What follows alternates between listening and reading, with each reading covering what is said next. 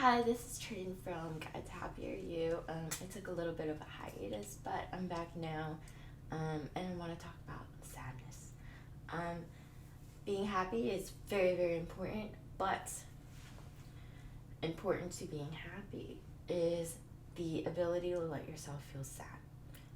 Sadness has a few benefits, even though it sucks. The feeling sucks. Sadness keeps you aware of expectations that maybe were a little too high, maybe you shouldn't have had. Maybe it's better to not assume things.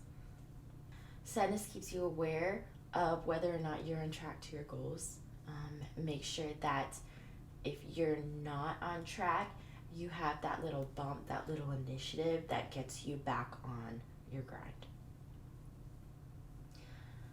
Sadness keeps you aware of whether or not you wanted something that you once thought you did. Again, this goes back to expectations and assumptions. Maybe you expected too much or assumed there is going to be something greater than there is, which is fine.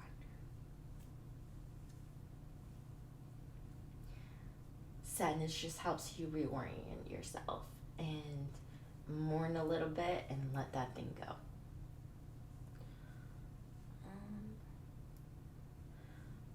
Sadness makes you aware that all things come to an end and life just is always changing. It's inevitable, it happens to everyone all the time.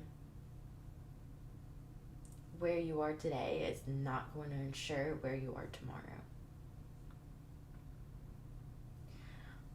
Also, one note about sadness is a lot of us, including me, try to evade it.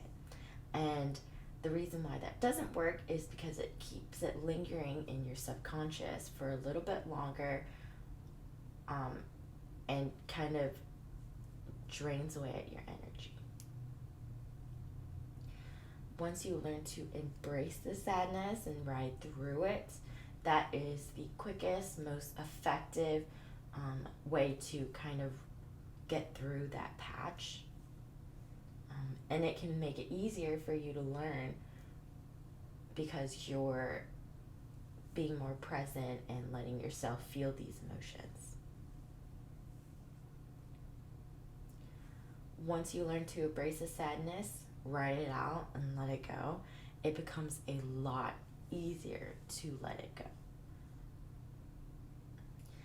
Also, I feel like people have said this a million times, but you want to remember that the lows make the highs higher. So they're there for so many different reasons,